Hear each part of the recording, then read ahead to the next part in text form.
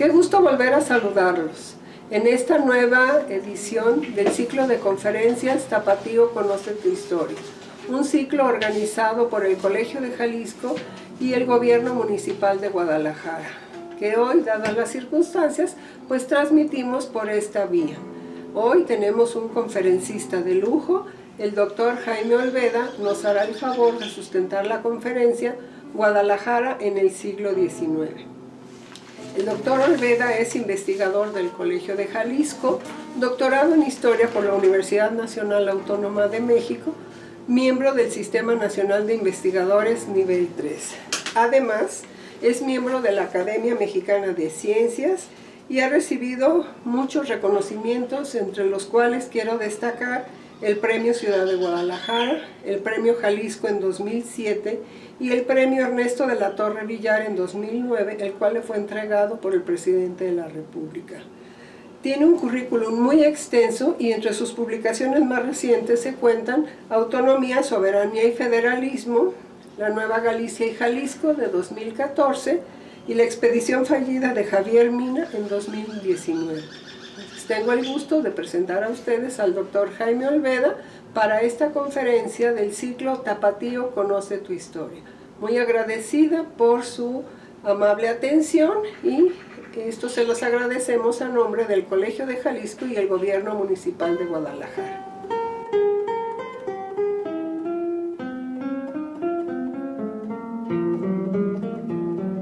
Vamos a hablar, como ya lo mencionó la doctora Peregrina,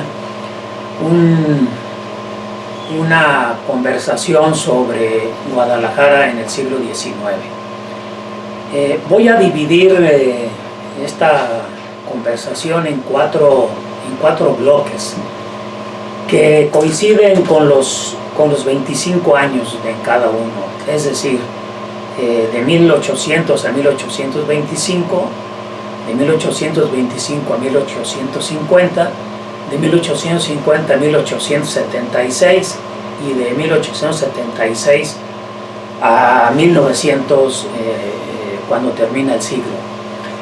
Esta división en cuartos de siglo no es arbitraria, en cierta medida tiene mucha lógica. Lo he dividido así para mayor comprensión del público. Creo que podemos partir de la idea de que el siglo XIX en términos generales es el siglo de las revoluciones en México, porque esta centuria está llena de pronunciamientos militares, de levantamientos, de guerras, y bueno, se trata de una sociedad, la que vive el siglo XIX, de una sociedad muy militarizada, lo mismo que la vida. El ejército tiene una función muy importante y el ejército domina la política, domina la vida cotidiana,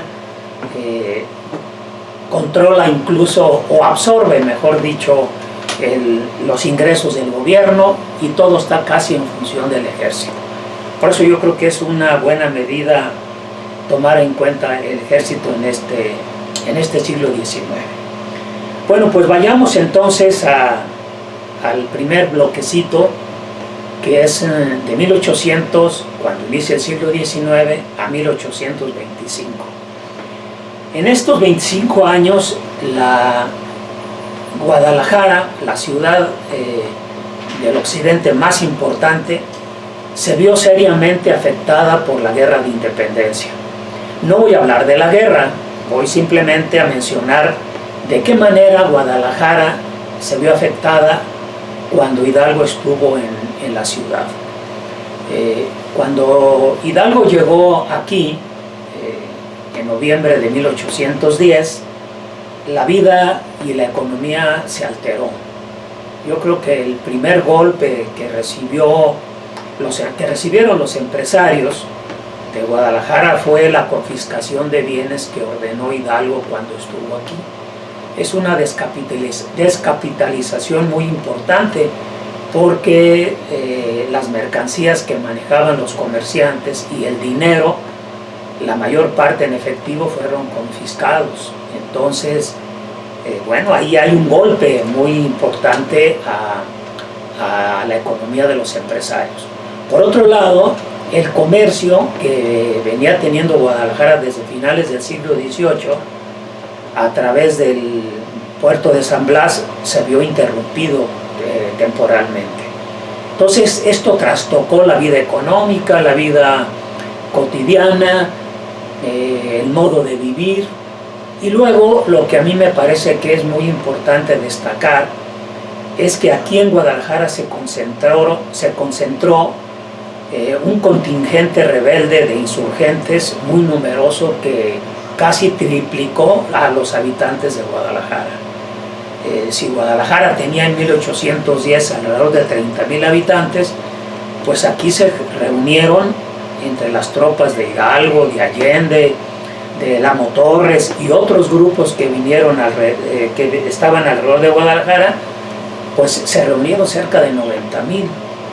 Entonces imagínense ustedes tener saturada la ciudad con 90,000 gentes aquí y alrededor de 30,000 caballos, pues para darles de comer tanto a los soldados como a los caballos. Esto requirió de una exigencia de granos y de carne que Guadalajara no la tenía almacenada en la Alhóndiga. Entonces fue necesario presionar a las haciendas de los alrededores y a los ranchos a enviar todo lo que tuvieran al respecto. Entonces, pues, la presencia de los rebeldes aquí en Guadalajara incomodó muchísimo a los habitantes de Guadalajara. Estaban muy incómodos por esta saturación, por este sobrecupo, porque también esto planteó otro problema, un problema de salubridad, porque para hacer las necesidades biológicas de los hombres y de los caballos, pues a dónde se iban a ir, ni modo que se hayan ido a los ranchos cercanos, pues tuvieron que hacer sus necesidades en las calles, en las orillas de la ciudad, y esto trastocó todo. Por eso los habitantes de Guadalajara desearon de que los insurgentes se fueran. La historiografía tradicional recalca que, bueno, cuando Hidalgo iba a venir, o ya estaba pues entrando a la ciudad, se llenó de mucha gente en las calles para darle la bienvenida, y que esto demostraba que la gente de Guadalajara era muy partidaria de la insurgencia. A mi modo de ver, esto no se puede sustentar. Yo creo que esa gente que se reunió fue por mera curiosidad de conocer a un sacerdote que había iniciado un movimiento contra la corona española. Entonces, pues no podemos decir que Guadalajara haya tenido un sentimiento profundo de apoyar la insurgencia. Entonces me parece que esta presencia de insurgentes y lo que involucró esta confiscación de capitales, pues la clase empresarial de Guadalajara se vio seriamente dañada. El 16 de enero de 1811 los insurgentes salieron de Guadalajara y para tener una batalla en el puente de Calderón contra las fuerzas de Calleja, de Félix María Calleja. Ya no regresaron los insurgentes, eso también creo que hay que destacarlo. Guadalajara ya no volvería a ser ocupada por los rebeldes. Al contrario, el nuevo gobernante, José de la Cruz, se interesó mucho de que Guadalajara se mantuviera bien protegida y que el comercio por San Blas se restableciera. Entonces Guadalajara, a partir de 1811 se recuperó poco a poco con ese comercio que vinculaba al puerto de San Blas tanto con las Filipinas como con algunas partes de América del Sur. Entonces, a lo largo de 10 años y gracias a la vigilancia de José de la Cruz, pues esto pudo ser posible. De tal manera que cuando se consumó la independencia, en 1821, Guadalajara ya estaba recuperada. Y mientras que otras ciudades y otras regiones de la nueva nación que emergió en 1821, entraron a la etapa independiente seriamente dañadas por la guerra de independencia. Guadalajara inició la etapa independiente en 1821 totalmente recuperada.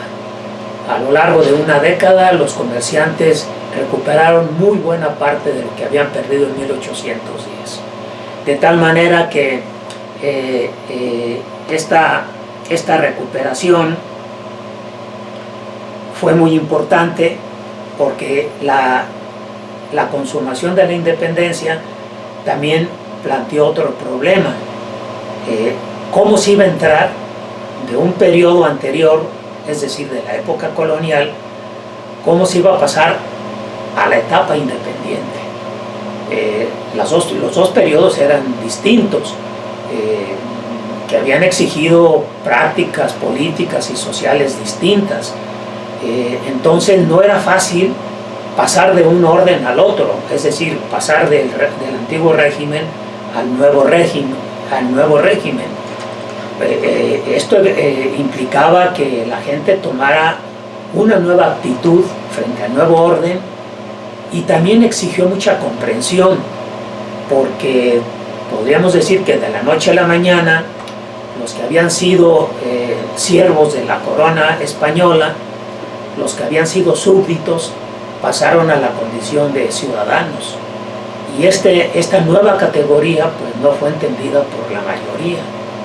Entonces es un momento muy importante para las regiones de México ver cómo cada una pasó a la etapa independiente y qué problemas tuvo que resolver.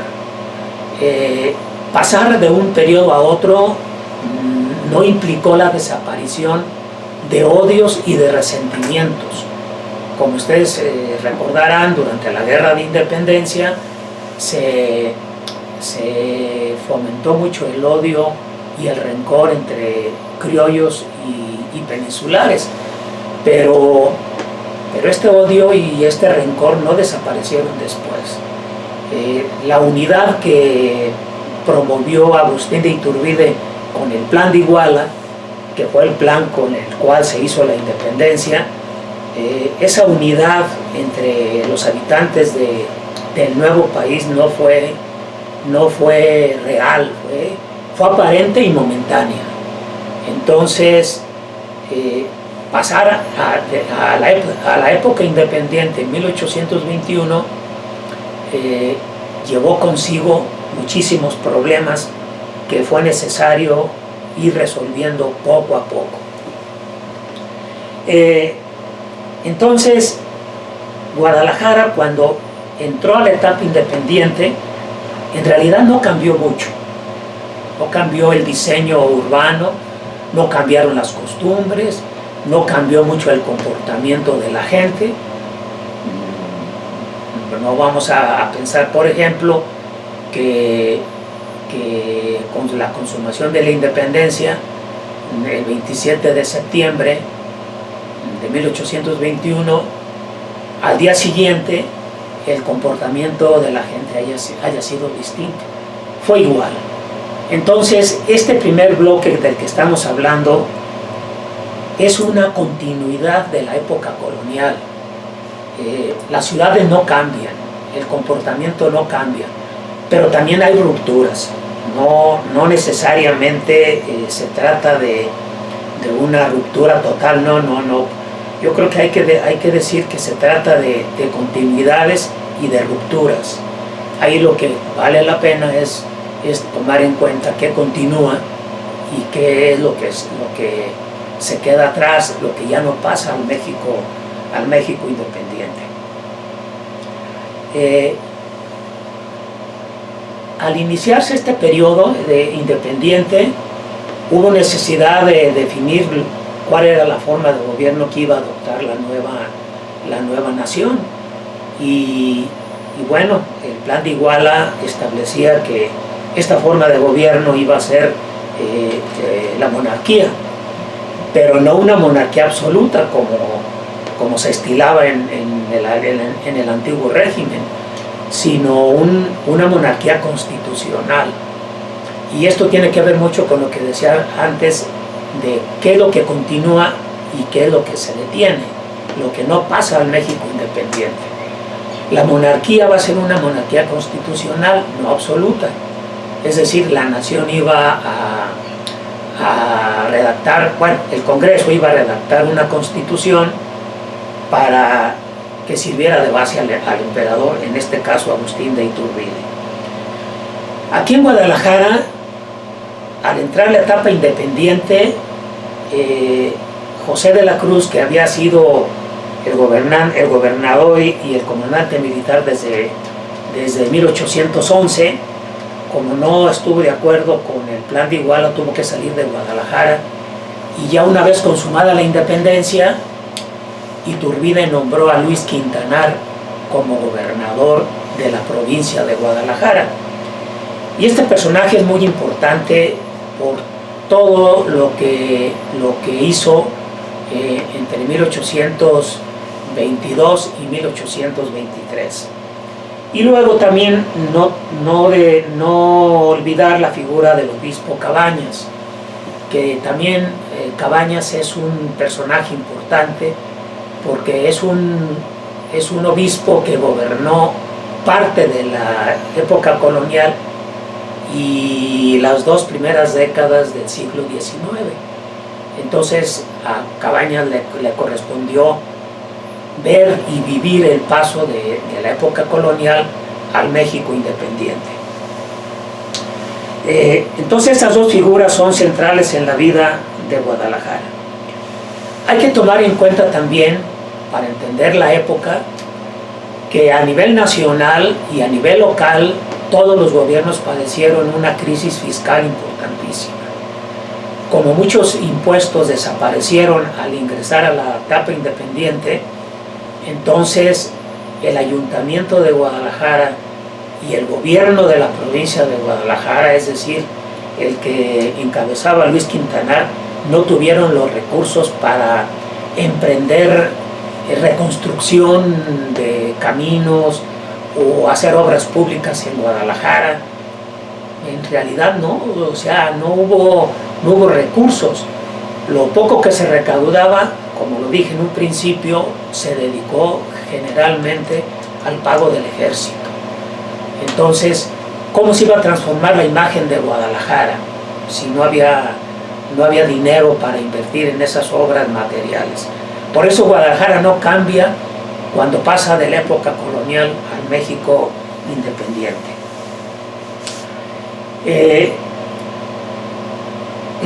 Las ciudades en general son el teatro en donde circulan las ideas, donde se discute los proyectos, donde se ordena el territorio.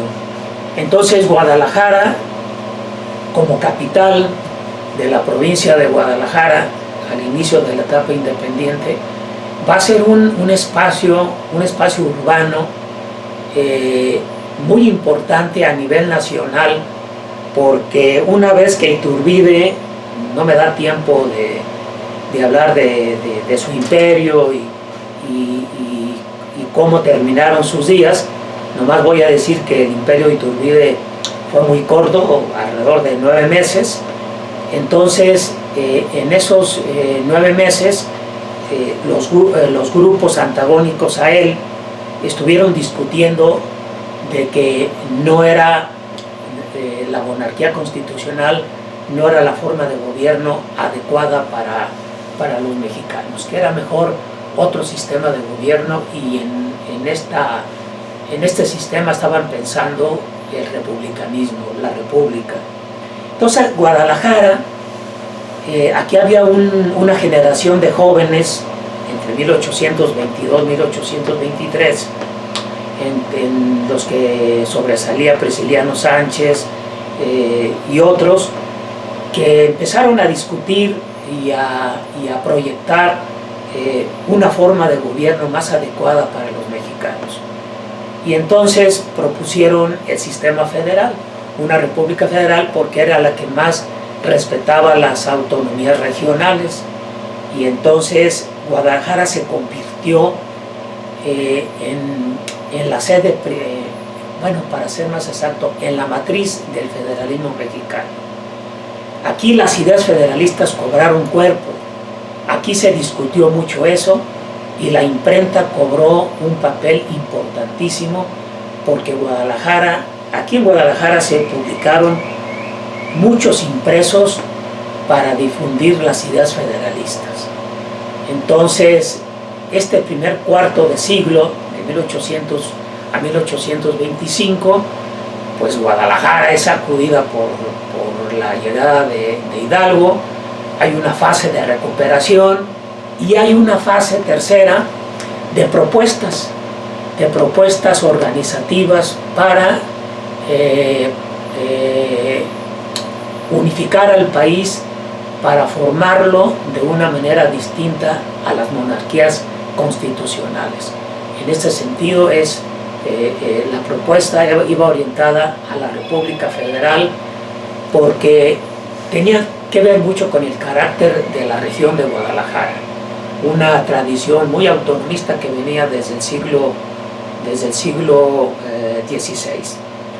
Entonces, doy por terminado este primer cuarto y voy a entrar ahora al segundo cuarto, que va de 1825 a 1850.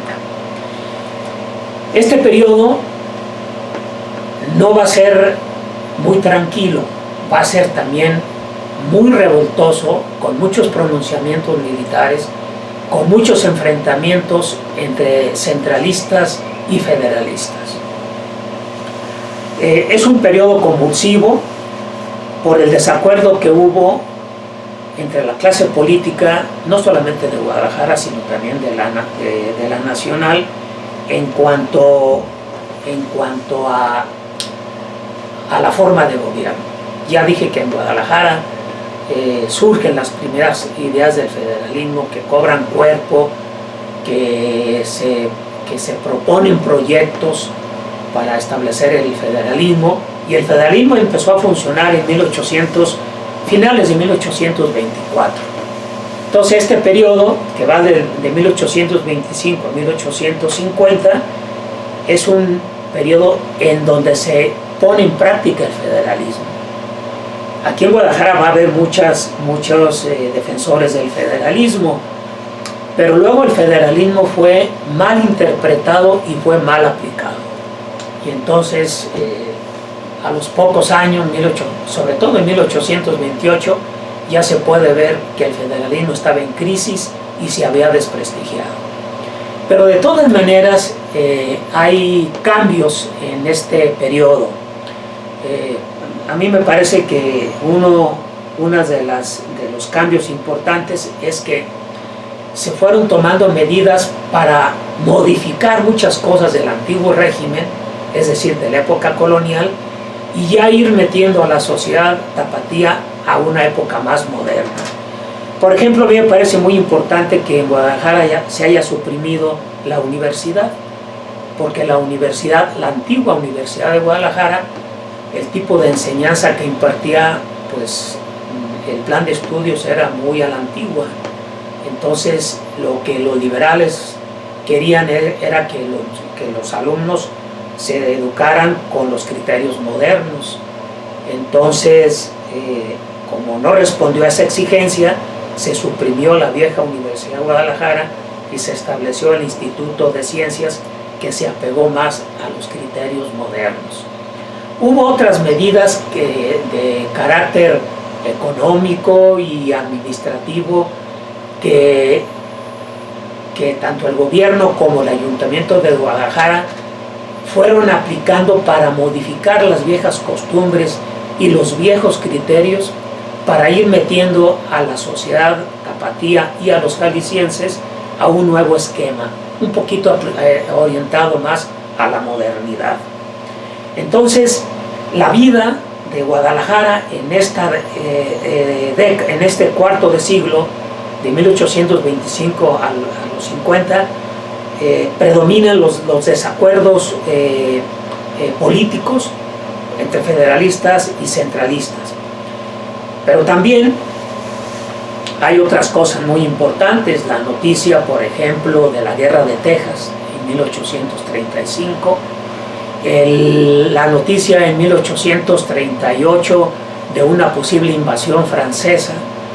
Pues estas noticias, aunque Guadalajara no fue teatro de los acontecimientos, bueno, las noticias llegaron y alarmaron a los tapatíos, y llegaban periódicos de México, y los que se publicaran en Guadalajara daban noticias de esto. Y bueno, lo menciono para que ustedes se den cuenta de que los habitantes de Guadalajara no vivieron periodos tranquilos, porque la época era muy convulsiva. Tanto que también en 1833 Guadalajara, como otras ciudades de México, se vio profundamente afectada por una epidemia de cólera. Hoy que estamos viviendo esta epidemia del COVID-19, bueno, ya estamos viendo cómo nos tienen vueltos a todos los que vivimos en Guadalajara.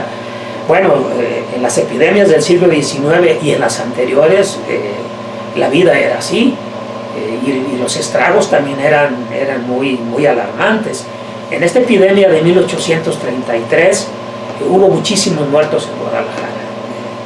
Podríamos hablar de miles.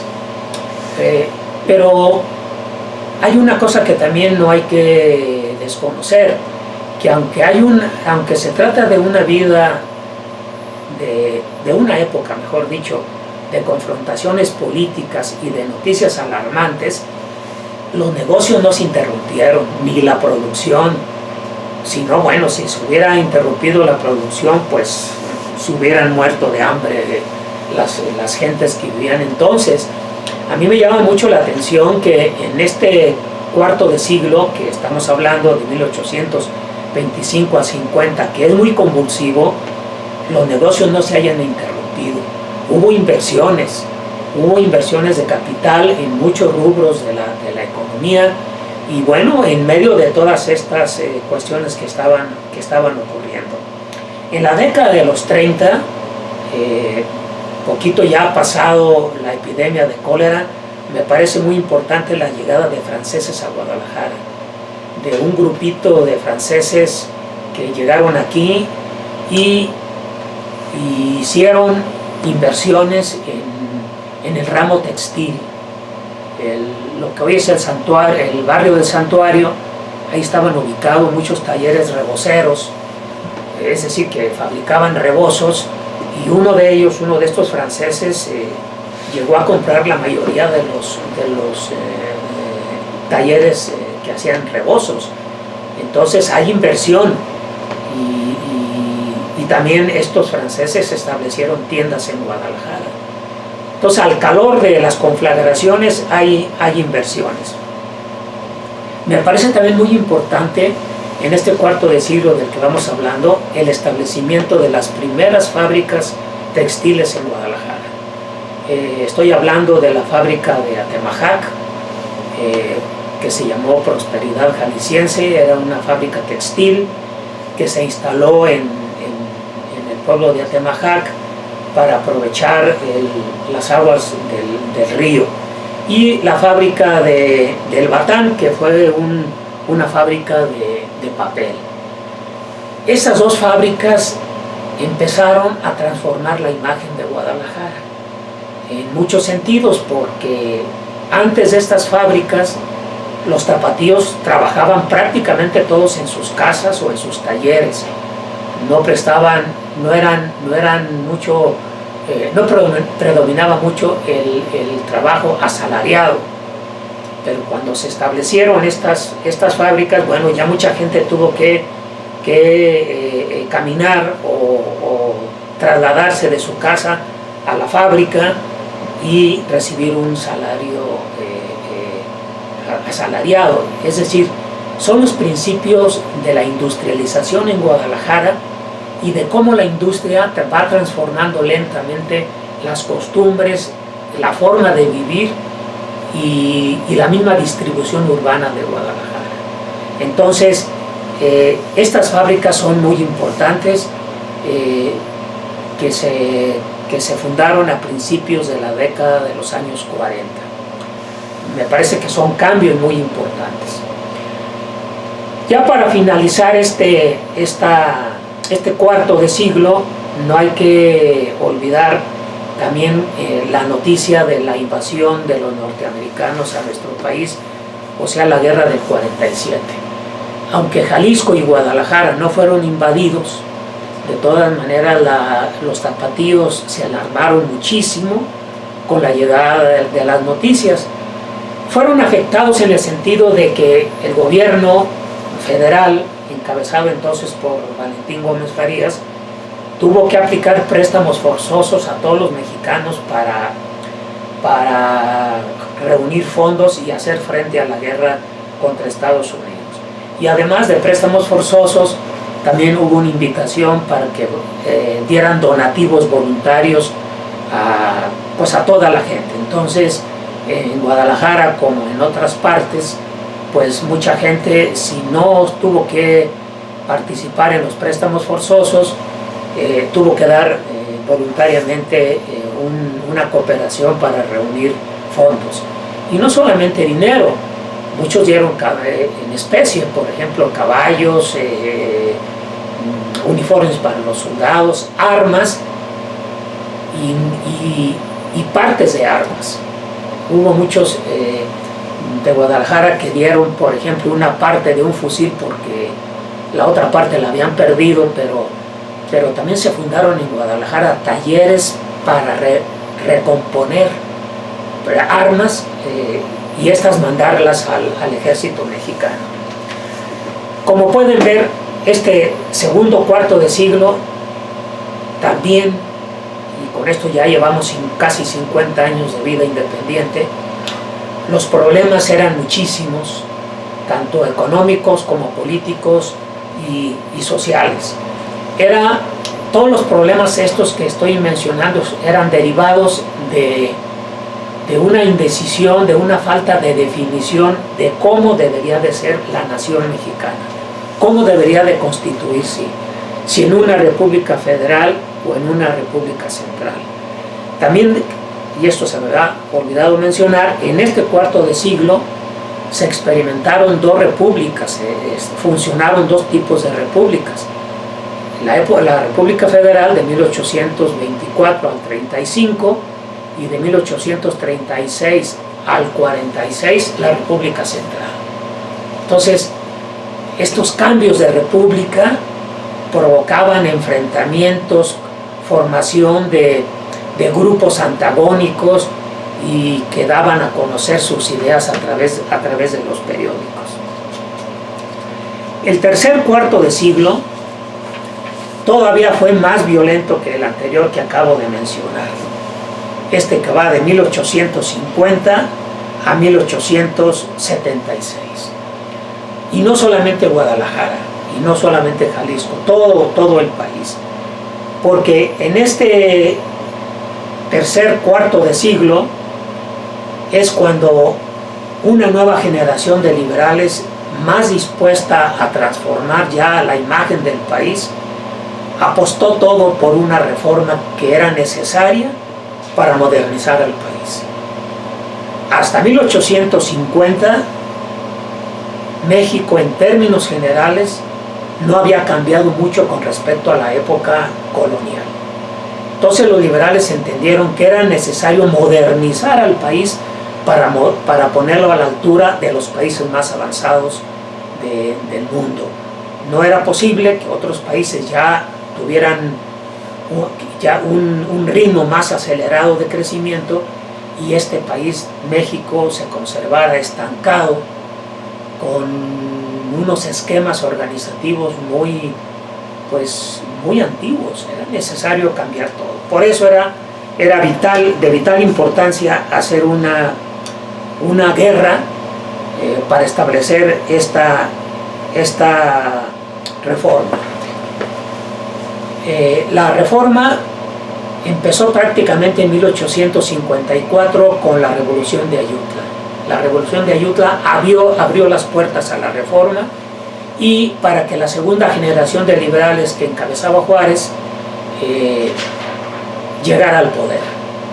Entonces, empezó esta guerra de reforma y Juárez, ya siendo presidente interino de la República y perseguido por los conservadores que se oponían a esta reforma porque lastimaba sus intereses.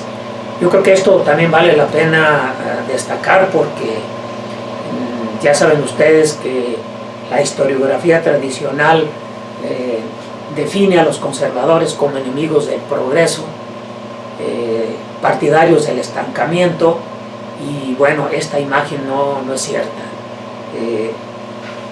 Los conservadores se opusieron a la reforma no porque fueran enemigos del progreso, sino porque veían lastimados sus intereses y porque además sabían que con la reforma México iba a perder mucho de su identidad que hasta entonces se había construido.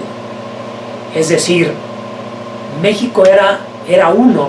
México había desarrollado una personalidad desde el siglo XVI, una forma de ser, una especie de identidad, pero una identidad que se arraigaba mucho al pasado histórico. Entonces, bueno, no era el propósito de que ese tipo de identidad antigua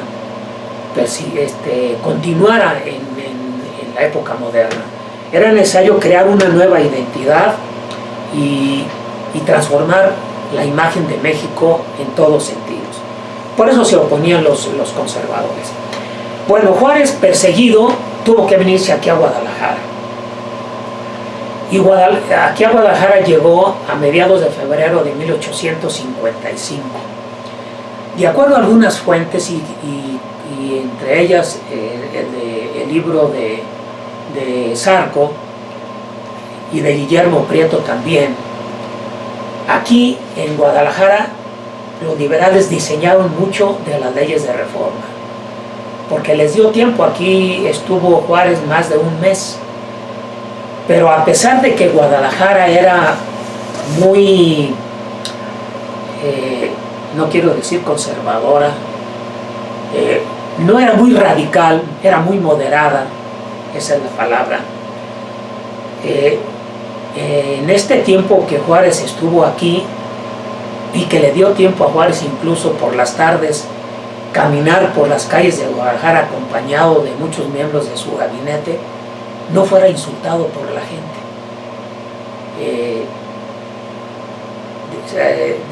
Viendo el diario de Guillermo Prieto podemos ver en qué se dedicaba Juárez en este mes, poquito más de un mes que estuvo en Guadalajara.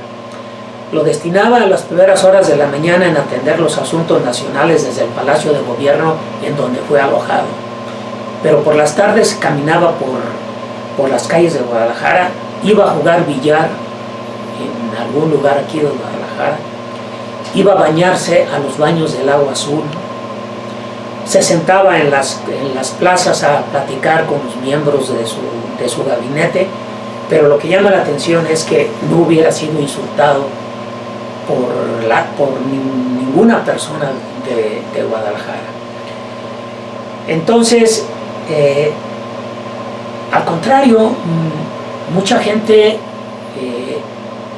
aportó dinero y comida para sostener a este grupo de liberales que estaban en el Palacio de Gobierno encabezados por Juárez, porque otra cosa que llama mucho la atención es que este gobierno itinerante que va a llevar Juárez es un gobierno que no lleva dinero, que se va sosteniendo con lo que le iban dando las gentes que vivían en el lugar por donde atravesaba.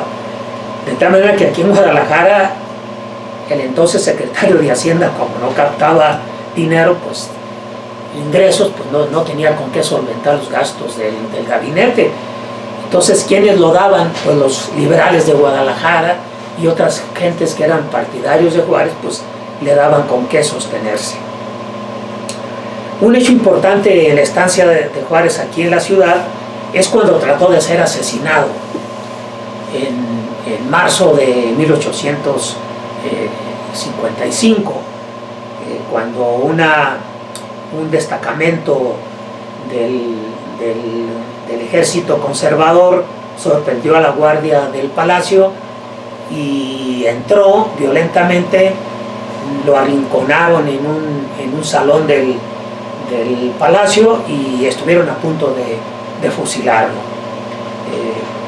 También la historiografía tradicional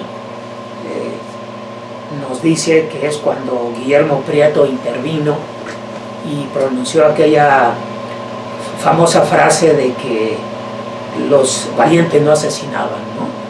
Cuando les dijo deténganse, los valientes no asesinan. Guillermo Prieto en sus memorias dice que él no recuerda lo que dijo, que él ciertamente les dirigió unas palabras porque Prieto estaba muy conmocionado, muy preocupado de que fueran a fusilar a Juárez, y les dijo ahí unas palabras para invitarlos a que no lo hicieran. Pero él no dice que yo dije, deténganse, los valientes no asesinan. Bueno, independientemente de eso, Guadalajara vivió una época, bueno, la Guerra de Reforma va a ser 1858 a 1861. En este periodo ya Juárez no estaba aquí. Juárez salió a finales de marzo de 1855 rumbo a Colima y ya no volvió.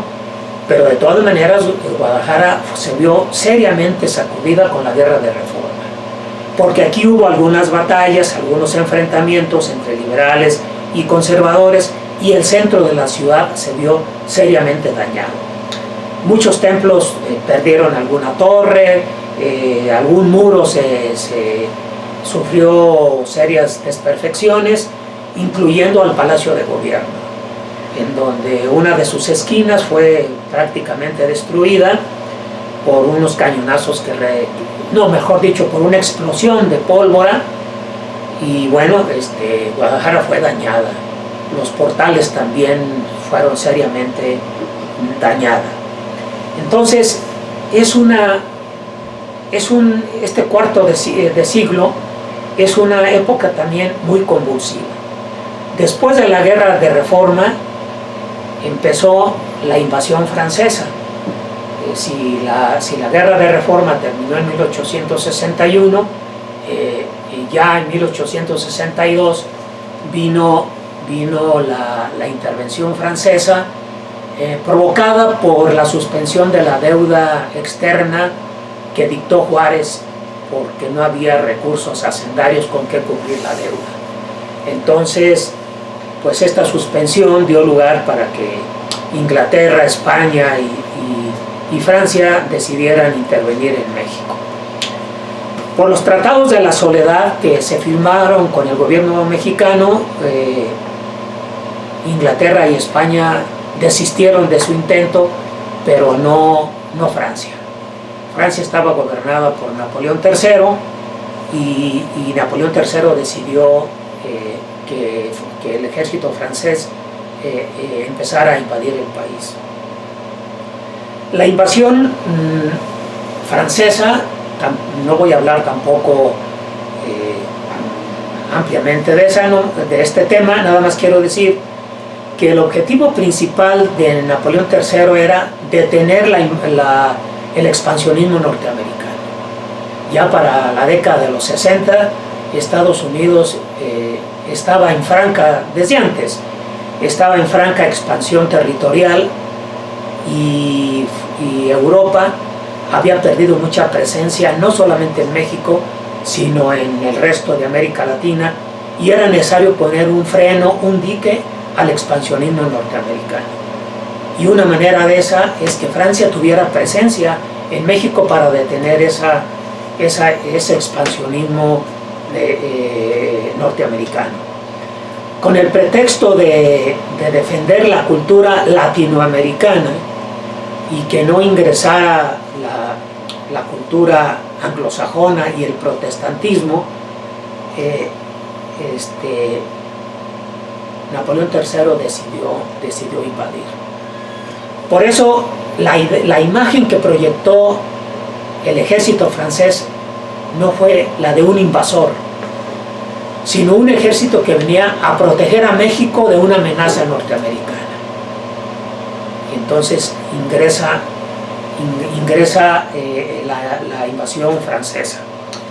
Debo decir que la invasión francesa fue más costosa y planteó más problemas que la invasión norteamericana en 1847, porque Francia tuvo que recorrer una distancia más larga, transportar artillería, algunos caballos y los soldados, y eso costó mucho dinero.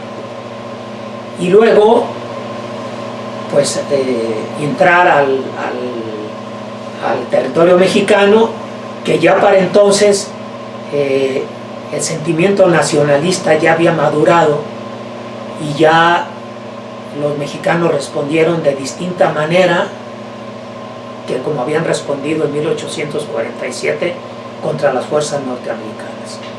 Entonces, son dos invasiones distintas, pero también hay otra diferencia, que la invasión norteamericana del 47, la mayoría de los estados no fueron invadidos, y con la invasión francesa, la mayoría de los estados fueron invadidos.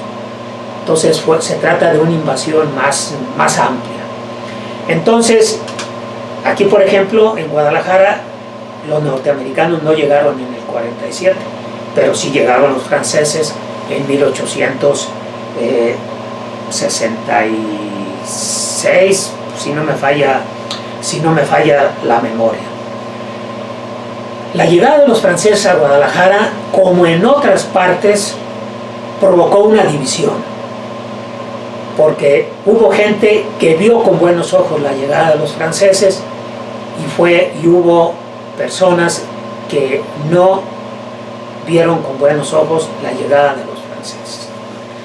¿Por qué muchos vieron de buena gana la llegada de los franceses? No es que hayan traicionado a la patria, eso no se puede considerar como una traición a la patria.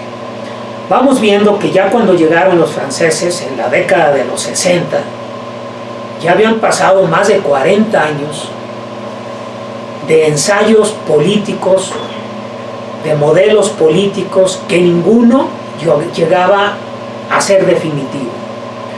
Ya se había experimentado la República Federal, Central, las dictaduras, la dictadura de Mariano Paredes y Arrillaga, la dictadura de Santana, un regreso al federalismo, y este vaivén político de un sistema de gobierno a otro había desilusionado a muchos y también los había hecho creer de que todo eso había demostrado que la república no encajaba en la forma de ser de los mexicanos y que este país iba a entrar en orden con una monarquía. Pero para no caer en el error de la primera monarquía, la de Iturbide, el imperio de Iturbide, era mejor una monarquía con un monarca extranjero. Es decir, había que traer a un monarca ya hecho, a un rey de España.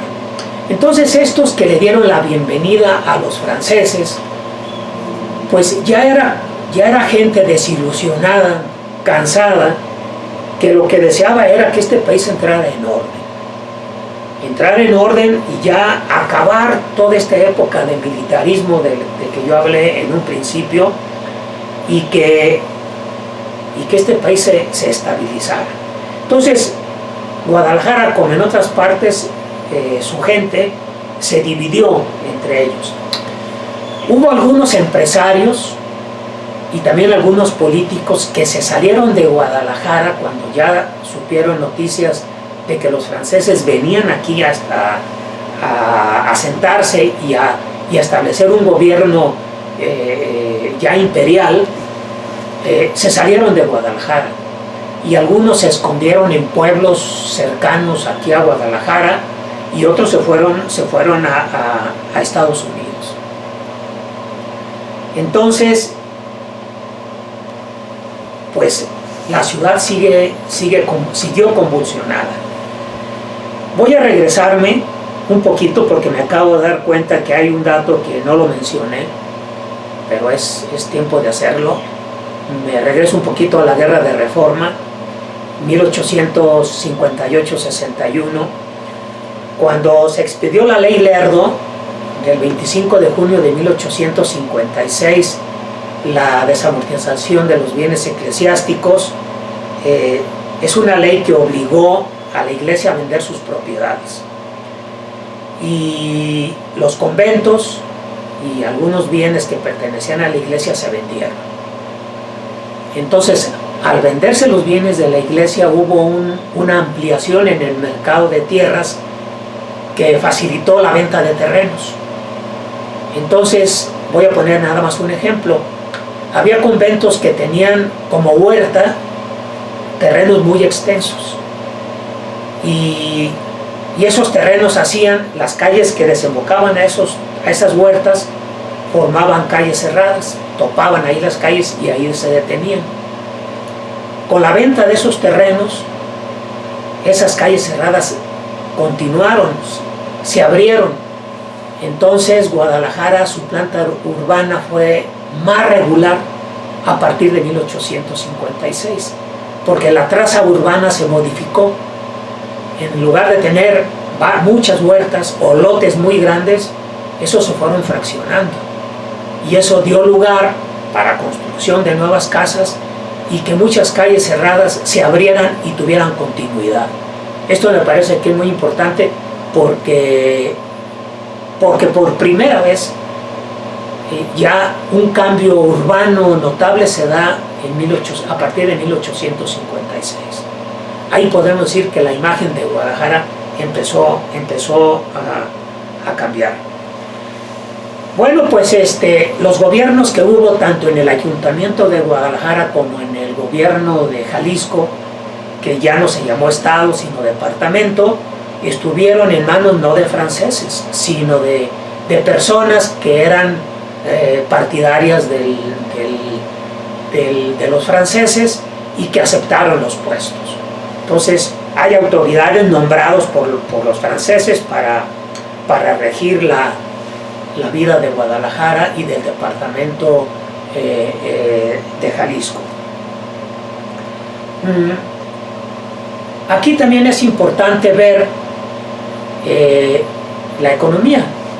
Durante el Segundo Imperio, lo que se llama el Segundo Imperio, que va de 1864 a 1867, las inversiones tuvieron un incremento, sobre todo aquí en Guadalajara, porque se multiplicaron algunas fábricas, hubo comercios que tuvieron ya otra imagen, porque también hubo migración francesa a Guadalajara y se empezaron también a construir colonias en Guadalajara. Para entonces Guadalajara no tenía colonias como hoy las conocemos, tenía barrios, pero barrios populares, no colonias exclusivas. Entonces me parece que también aquí es muy importante la llegada de franceses a Guadalajara,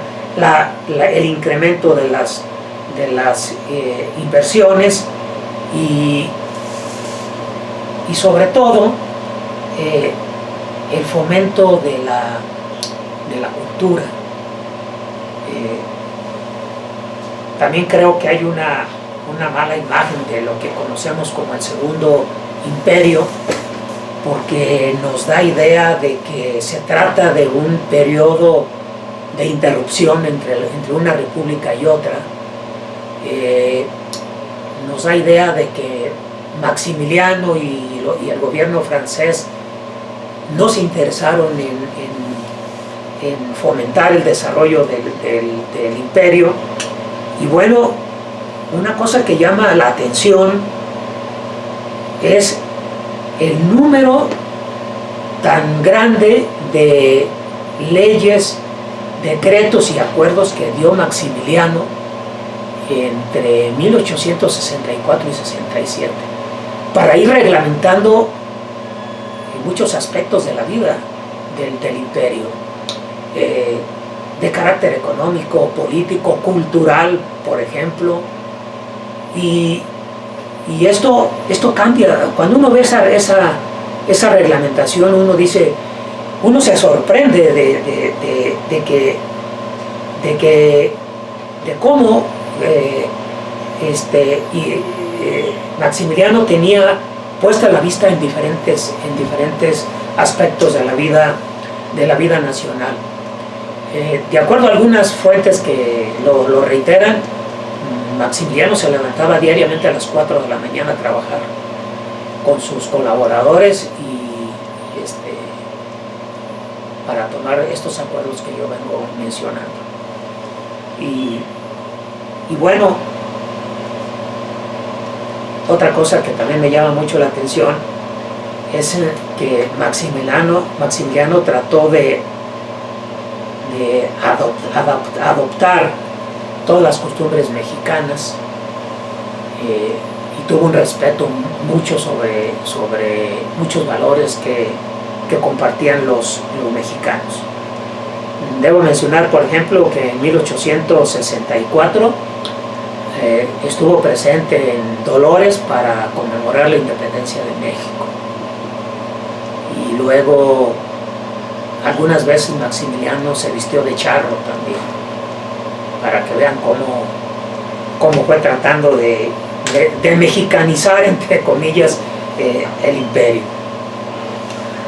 Bueno, después de 1867, con la caída del imperio y de los franceses, viene un periodo cortito que conocemos como la República Restaurada, que va de 1867 a 1876. Este periodo tampoco es un periodo de paz, de tranquilidad, de orden, de restablecimiento total de la tranquilidad que ansiaban los mexicanos. Aquí hay dos personajes muy importantes, mejor dicho tres, que dominan el periodo y que también dividieron al país. Me estoy refiriendo a Juárez, a Lerdo de Tejada y a Porfirio Díaz. Si el imperio de Maximiliano terminó en 1867, los liberales que lo derrocaron y que habían permanecido más o menos unidos, se fragmentaron y crearon sus propias camarillas en la época de la República Restaurada. Juárez, Lerdo y Porfirio Díaz. Y en las ciudades mexicanas se refleja esa división. Aquí en Guadalajara va a haber juaristas, va a haber lerdistas y va a haber porfiristas. Entonces, ya el desacuerdo entre la clase política ya no es con respecto a cómo se va a constituir la nación. El restablecimiento de la República en 1867 significó también el triunfo definitivo del republicanismo. Ya no, de ahí para adelante ya nadie volvió a cuestionar otra forma de gobierno, o a proponer, mejor dicho, otra forma de gobierno. La República llegó para quedarse definitivamente. Entonces, ¿cuáles eran las pugnas internas entre estos tres grupos de porfiristas, lerdistas y juaristas?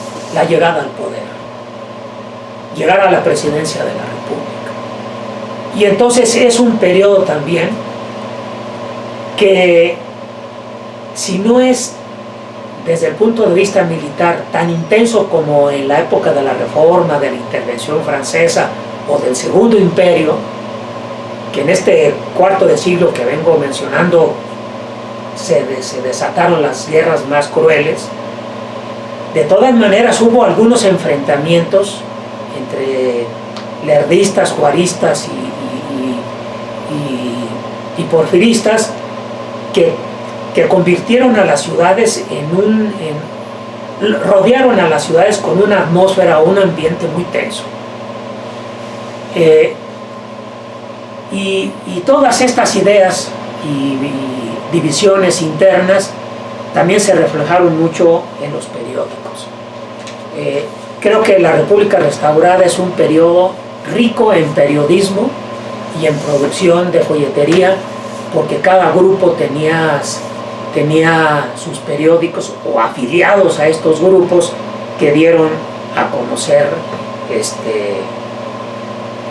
el pensamiento y los proyectos de cada de cada cabecilla.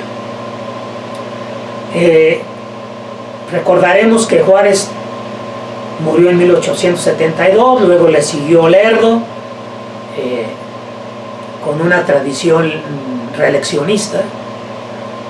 Aquí vemos siempre hemos visto a Porfirio Díaz como el introductor de la reelección en México, y esto, pues eso también es una idea equivocada, porque el reeleccionismo viene desde la época de Juárez. Hay que pensar nada más de que Juárez venía siendo presidente desde 1858 hasta 1872. Entonces, no siempre de forma constitucional, sino de manera interina, pero de cualquier manera se estuvo en la presidencia 14 años. Ahora, Lerdo también continuó con la misma tendencia antirreeleccionista de Juárez, de tal manera que cuando llegó Porfirio Díaz, pues él siguió la tradición reeleccionista. O sea, hay una tradición reeleccionista desde antes, ¿no? Bueno, para no extenderme ya mucho, debo de decir que Díaz llegó a la presidencia de la República gracias al plan de Tuxtepec en 1877. Pero ahí también hay un cambio muy importante en todo el país y que afectó naturalmente la imagen de Guadalajara. Cuando los liberales triunfaron sobre la intervención francesa y Maximiliano, entendieron que en 1867 se terminaba el militarismo en México. Es decir, se acababan las revoluciones. México ya iba a entrar a un periodo de orden. Las revoluciones habían quedado atrás. Entonces, todo aquel que atentara contra ese orden, pues ya era un infractor de la ley. Entonces, esta idea empezó a impregnar en la mente de la clase política y de la misma sociedad de que este país ya había acabado de ser un país revoltoso y ahora iba a entrar a un periodo de orden, para que este orden condujera al desarrollo económico. Por eso el liberalismo como ideología de lucha fue sustituido por otra teoría política, que fue el positivismo. El positivismo es otra forma de pensamiento, otro modelo, otra filosofía que convencía a la gente de que en lugar de las armas debería de regresar al trabajo y trabajar para promover el progreso material, el progreso económico. Y los gobiernos, a partir de Juárez, después de 1867, se encaminaron en eso. Yo creo que hay una continuidad muy lógica entre Juárez, Lerdo y Porfirio Díaz. Es decir, el proyecto de nación es el mismo. Es meter al país en el orden para alcanzar el progreso. Esto tampoco lo diseñó Porfirio Díaz. Esto ya venía desde antes. Me parece que la República Restaurada, que es el periodo anterior al Porfiriato, la República Restaurada viene siendo la antesala del Porfiriato.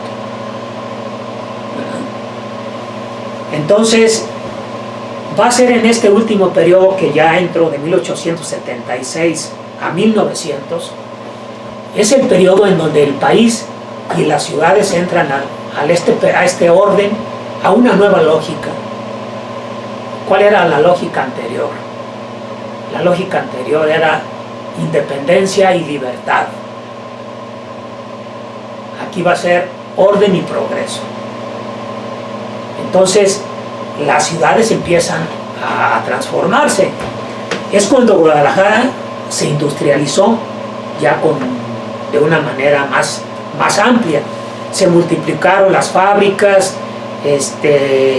hubo obra material, creció Guadalajara urbanísticamente, se le dotó de servicios que no tenía. Ya a finales del siglo XIX va a tener alumbrado eléctrico, ya no con lámparas de aceite. Va a tener más calles empedradas, las plazas públicas se van a embellecer, los edificios también se van a construir ya de más pisos. Yo creo que hasta 1876 mínimo, las casas que había, algunas solamente tenían 2 pisos, pero ya en las últimas décadas, de los 80 en adelante, va a haber muchas casas que van a tener, o edificios que van a tener más pisos, ¿no? Entonces, la economía de la ciudad se cobró otro impulso. El comercio, por ejemplo, fue muy importante, sobre todo ya con la llegada del ferrocarril. La llegada del ferrocarril a Guadalajara el 15 de mayo de 1888 fue muy importante. Cambió la vida de Guadalajara. Por ejemplo, a partir de la llegada del ferrocarril, Guadalajara va a tener turistas en mayor proporción que en el periodo anterior, porque antes, ¿cómo se podía venir a Guadalajara? Pues en la diligencia que había de México para acá, o a caballo, pero la gente venía muy poco. Pero ya con el tren aumentó el número de turistas. Aumentó el número de turistas, se construyeron hoteles, ya no eran mesones, por ejemplo. Antes del tren lo que va a haber son prácticamente mesones, uno que otro hotel, pero sin mayor importancia. Y en este periodo, este último de 1876 a 1900, Guadalajara se convierte en una ciudad cosmopolita. ¿Qué quiero decir con esto? Que vino una mayor diversidad de inmigrantes, de extranjeros, franceses, norteamericanos, alemanes, de otras regiones, de italianos, de Europa y de Asia. Entonces se convierte en una ciudad cosmopolita, cuyas costumbres de estos inmigrantes se insertaron en las costumbres de los tapatíos, y entonces la imagen de Guadalajara a finales del siglo XIX es totalmente otra. Más grande, más cosmopolita, con un impulso económico importante, con transformaciones urbanas muy notables, con nuevos servicios, entre ellos el telégrafo, y a finales del siglo XIX el teléfono. Entonces ya es una ciudad pues que ya se parecía mucho a las ciudades europeas por los servicios que prestaba, ¿verdad? Los servicios educativos también se ofertaron en mayor